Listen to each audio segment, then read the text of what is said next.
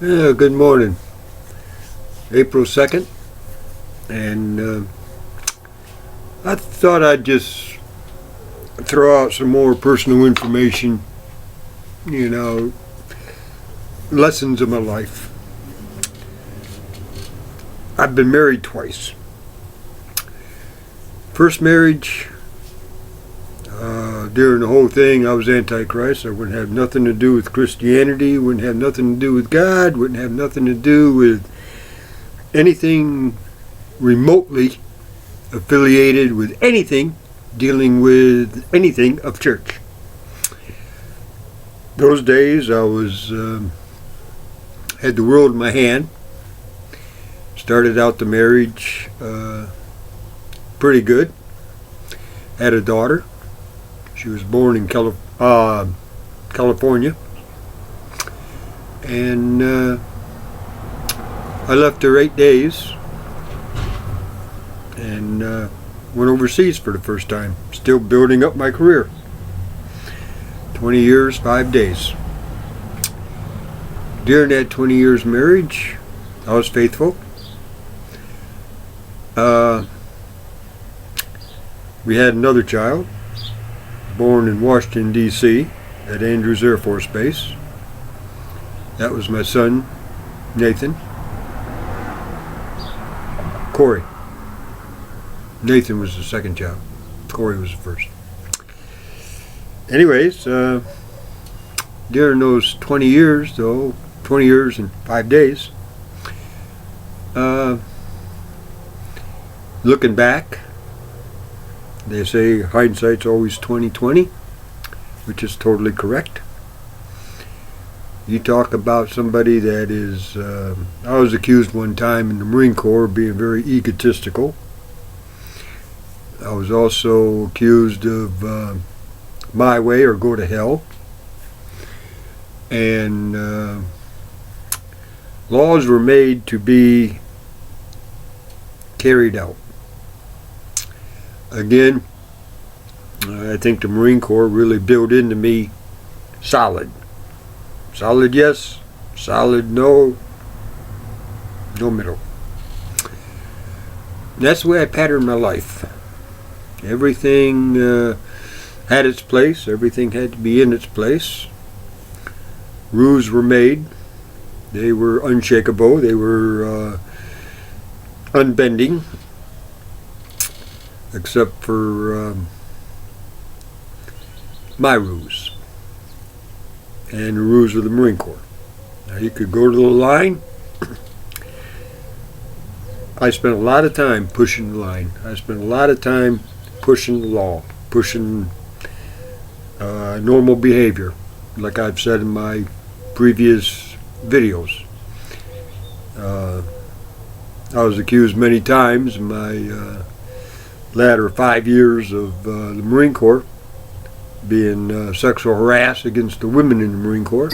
Sexual harassment charges were a dime a dozen. None of them went nowheres because I never crossed the line.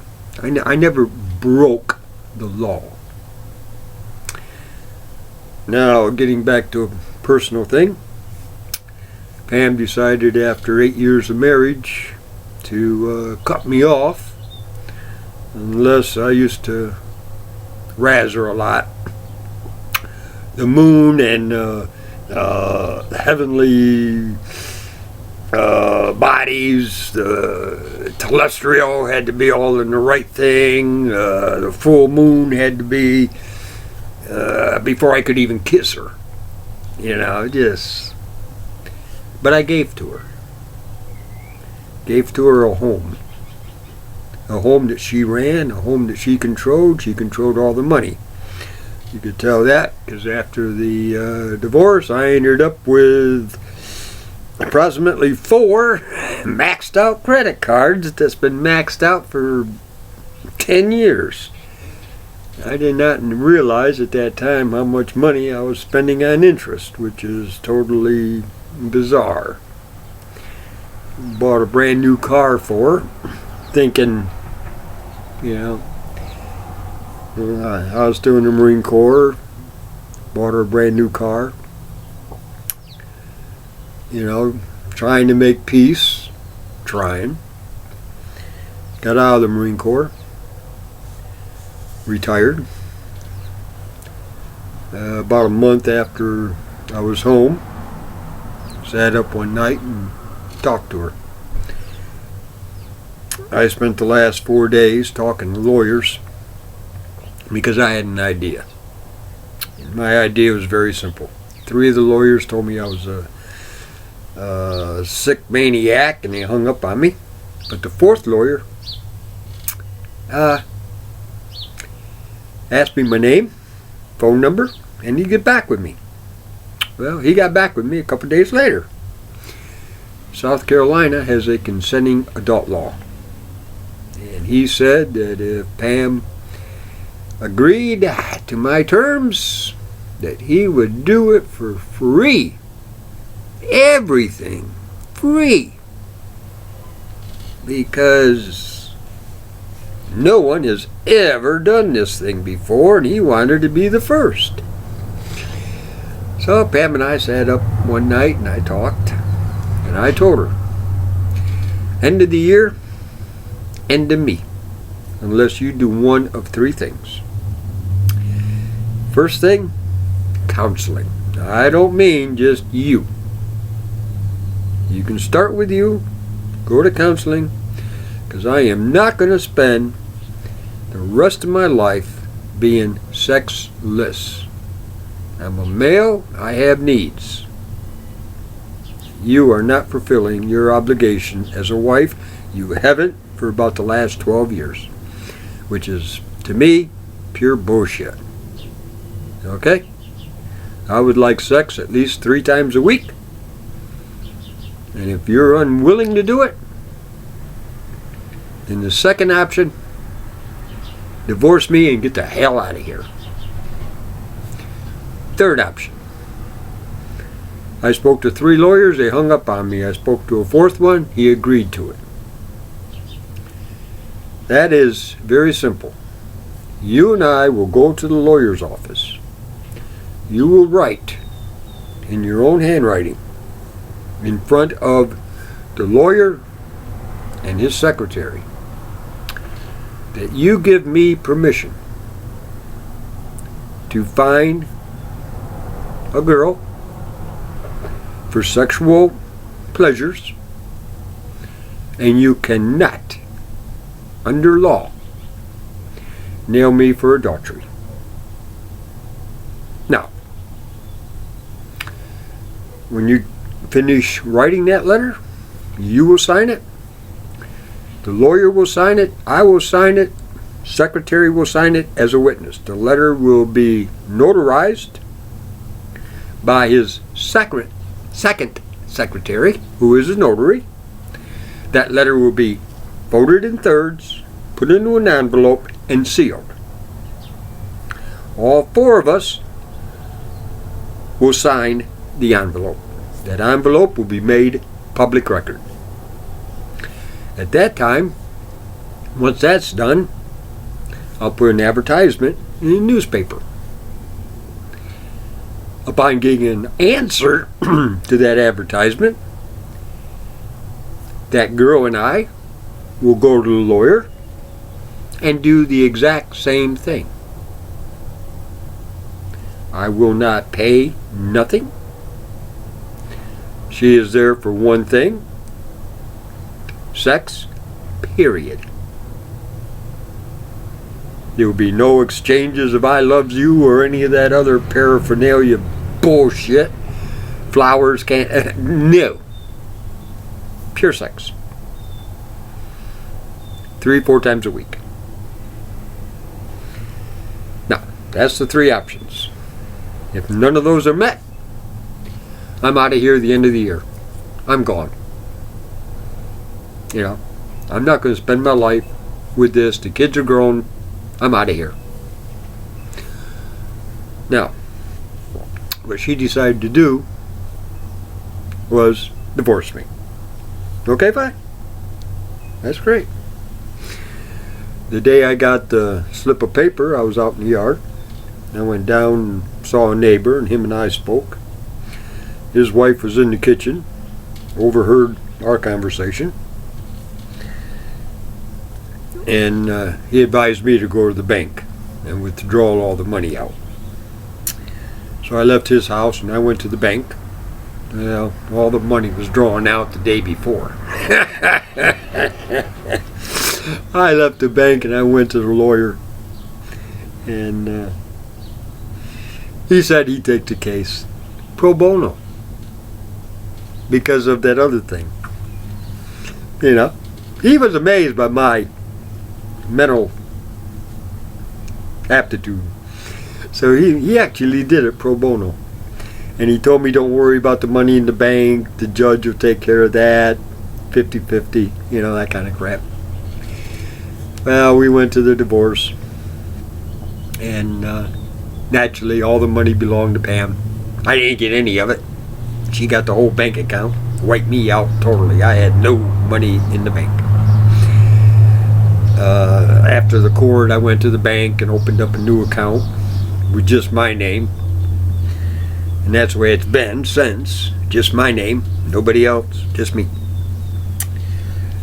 And anyways, during court, the judge, towards the end of the proceedings, he was fair in his...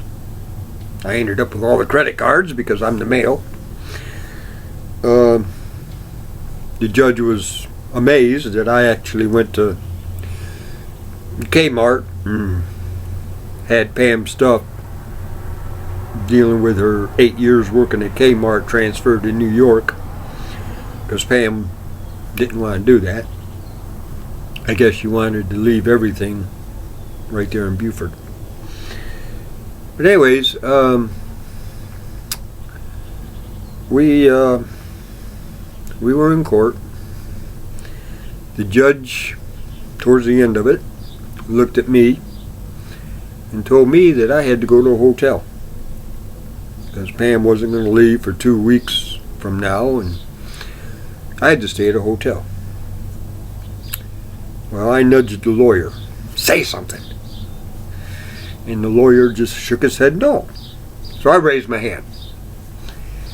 The judge looked at me and he goes, Mr. Taylor, you got something to say? Now you got to remember that during court, my daughter came in with the ex because she was over 18. She took the witness stand and she answered a couple questions from Pam's lawyer, a woman by the name of Jane Fender, who's now as a judge by another Hillary Clinton. But anyways, the judge stopped the questions and the answers, because what Chris said was, the question was, last time your dad got mad. Chris said, Dad doesn't get mad, he gets up and walks away. Well, what happened the last time? Well, Mom started an argument and Dad got up from the kitchen table. We were eating supper and walked out of the house. Pam went and threw a glass of iced tea at my dad, and my dad got hit in the back with the ice and the tea, and apparently he shimmered, and I heard him say, that felt better than sex with you. And next thing I heard was a crash. So I went outside, and my mom had thrown the glass and hit my dad in the back of the head with the glass and busted the glass. So I got the broom and the dustpan, went out and checked my dad's head, and it was okay, and I cleaned up the glass. Well, the judge stopped it and asked Jane Fender, this lady here, whose side is she on? Her mother's or her father's? Because you got the court totally confused, because she is backing Mr. Taylor to the hill. Well, when I told the judge, when he acknowledged my hand raise, I stood up. Your Honor, if I go to a hotel as per a court order, I'm not going to have a house to come back to. Because the day she leaves and I go into that house after being gone for 2 weeks, There will not be an unbroken window. Every window will be smashed. Every wall will be totally destroyed. She will totally destroy that house. As it is right now, I live with a padlock on my door where I can lock myself in with a combination lock. And when I leave, I lock up and I let her know in no uncertain terms that if my room gets busted into, the police will be called. And that's the way it's been now for approximately a year since I retired, because of her throwing phones at me and throwing hammers at me and everything else while I'm in bed sleeping. Well, the lawyer just shook his head up and down, looked at my wife, looked at me, jotted down a phone number. Bailiff, give this to Mr. Taylor. I ended up with a phone number. The judge looked at my wife and Jane Fender and said, I just gave Mr. Taylor my phone number. If my phone rings and it's Mr. Taylor on the other end, Mrs. Taylor, you will go to jail. Mr. Taylor, while you're staying in the house, can you assure me that you will start no trouble?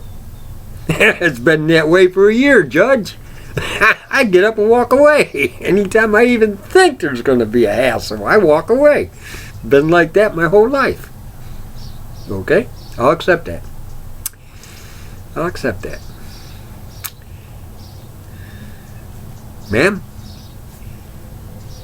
Mr. Taylor calls me, you will go to jail. Period. Now, do I have your solemn oath that you will conduct yourself as a lady should? Well, Pam agreed.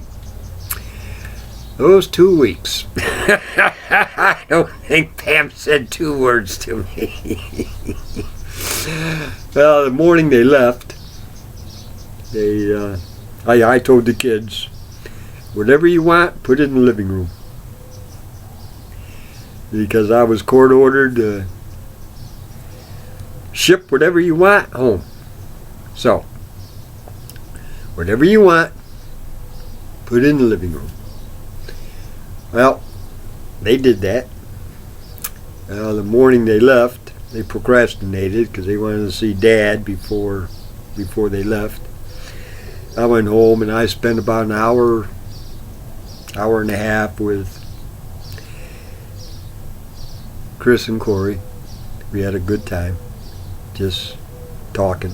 I told them I'd write letters. I wouldn't make phone calls because they're moving in with Lorraine, the mother-in-law from hell. Well, Corey got in the back seat.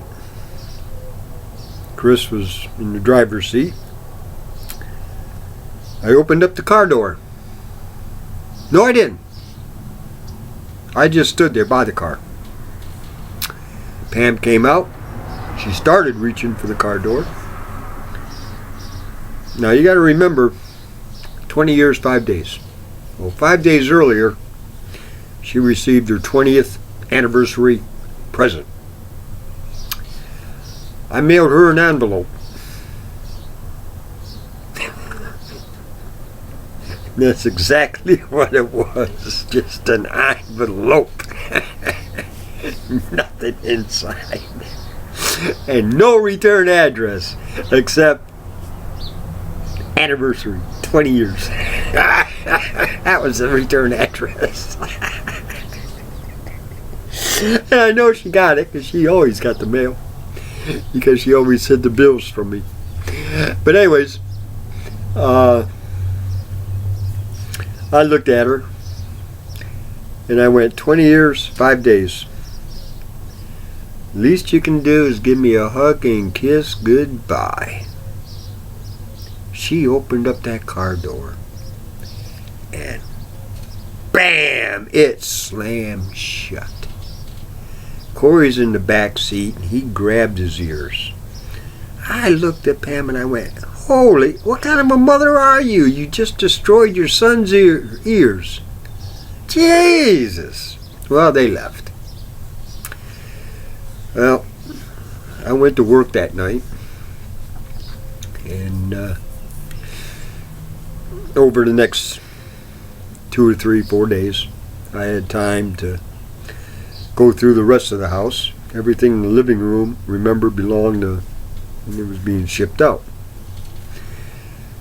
Well, I made sure that Pam got everything that she did not want, including garbage, spoiled food, stuff I'm supposed to throw in the garbage went in the pack up. Games people play when they're mad. Well, the movers came and packed everything, and I lived as a bachelor. I had a black girlfriend. Found a girl and had a black girlfriend.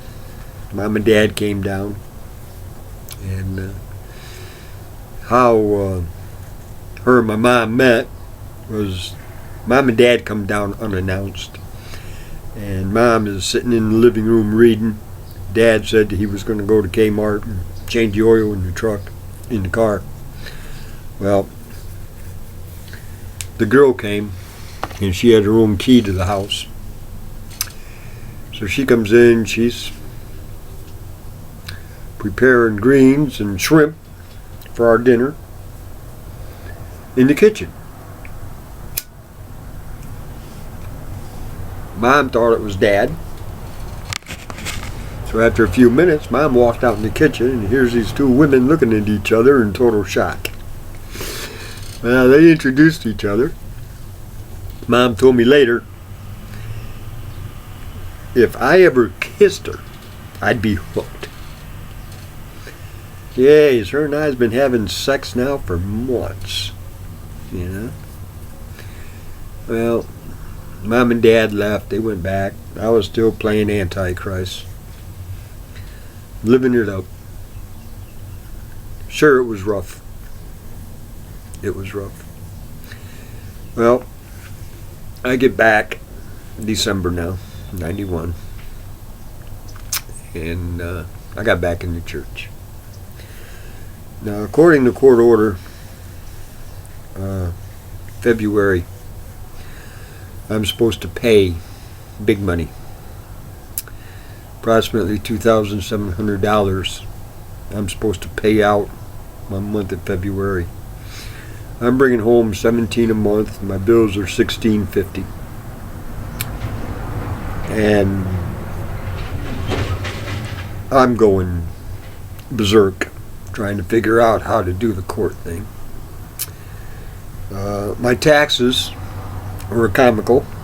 I was told by IRS all I had to pay was $50 a month against my big bill, and it'd be settled the following year. Well, it was. Pam ended up paying, about $1,000 because we filed jointly that year. And she ended up paying. I found out that her and Chris came down to Buford, went to see that lawyer, Jane Fender, to bring charges against me for grand theft. Naturally, she couldn't do it because Pam agreed with the combination IRS, and when she filed, her Social Security number paid my bill. So Pam got me out of debt real quick by her working habits. Pam is very materialistic, just like my brother. Now, the black girl and I stayed together for a couple years. I got back in the church. started settling down more, started looking at the world different than what I had before. I'm one that calls a spade a spade. Well, I still do. I call a spade, ace an ace. You know, nigger and nigger. You know, but I tend to view life. I kind of look at life as being, yeah, if I can get through today without causing trouble, without getting on somebody's nerves, I'm a happy camper. So I ended up getting some friends, true friends, and ended up meeting Chris. And Chris and I ended up getting married. She had a bunch of kids, which didn't bother me at all, because I love kids, you know. Well, anyways, they enjoyed church. Well, we ended up having Nathan. I believe Nathan is my child. At least I'm not so sure anymore, but I believe he's my child. Evangeline, I believed she was my daughter until she turned 9 and she ends up with cystic fibrosis, which means I'm not the father, but I'm paying child support, which, by the way, child support is now over. So, like I said, I obey the law. Well, we were married for just over 6 years. I can't tell you the exact time because hindsight being 20/20, I should have stayed single. Should have stayed in Buford, get that house paid for, and stay there. But life is not. God has a tremendous sense of humor. Anyhow, one of the friends that I met, I came home. I forgot something between church and Sunday school. I forgot something. I had to run home. Mabel, the youngest daughter, had cystic fibrosis. Come to find out, she was allergic to rubber. And in church, there's too much rubber, and she basically became homebound. Well, I went home one day between church and Sunday school, and I walked into the house, and I heard a noise, walked in the bedroom. There's my best friend having sex with my wife. I just stood there, turned around, went outside on the porch. About 4 minutes later, he just came out, got into his car, drove off. Chris came out and sat on the porch with me. And I was just shocked. Yeah, we decided to end it. Just, you know, you have a trust for somebody, that trust is broke. And my belief system, just like it is right now, solid.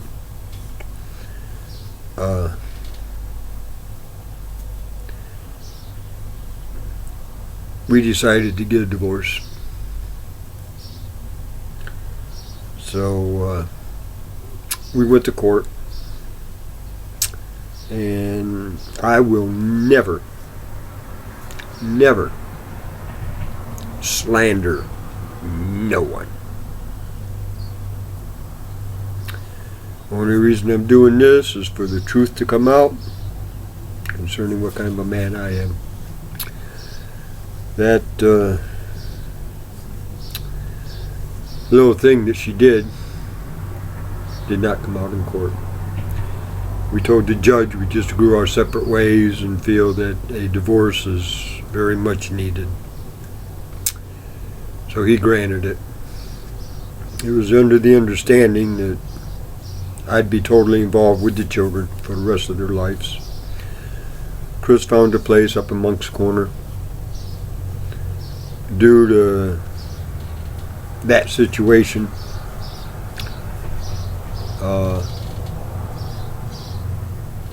I couldn't stomach being in Buford any longer. My blood pressure would be 210 over 190. I was at work one day. The emergency room doctor and I have been friends for years. I worked at that hospital for 9 years. And him and I grew friends. And I was telling him about my blood pressure. He told me next time I go to Monk's Corner to take it. 110 over 80 in Monk's Corner. He took it 4 hours after I did. 210 over 120. He told me the best thing I could do is to leave Buford, because Buford would result in a heart attack, big time. So I gave my 2-week notice to the hospital, and went to Monk's Corner, moved in with the children. Chris stayed upstairs, I stayed downstairs. Chris started dating. I was there for the children. And then she met the copy-woppy. Well, I ended up moving out, delivered mail from 98 to 2003. I had a mail route. And let's just say that things progressed to where we ended up going to court a few times because of my 2 children. And I don't understand why children do what they do. Why, well, they're told things that, let's just say, are not the truth. And let it go with that. My son tells me that him and my dad are the best of friends, and that Chuck was a mean bastard son of a bitch. Well, like I told my son, the words you're saying are the exact same words I said 40 years ago. It just evolves.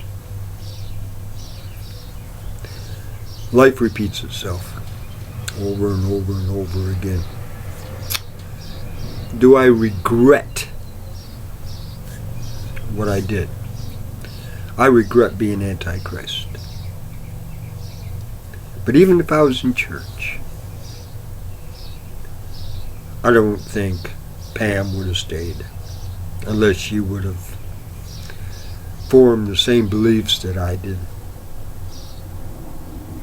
That's why I believe that my younger brother Mark and Lil have been together for so many years, and they're going to be together until the day they die, just like my mom and dad, because their belief systems are the same.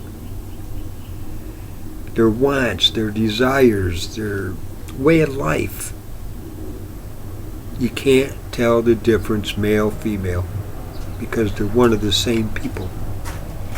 Two become one flesh, and that's just the way it is. So anyway, you know, I'm just doing this to just make ends meet. Now right now I am talking to a lady that I seen for the first time. You got that from the other video. Now, is something going to happen? No idea. But my dreams are there. My wants are there. And I hope that it's going to be different than what my past did. So anyways, I'm looking at 35 minutes. I'm going to cut this off at 35. So Have a blessed day, and may God bless.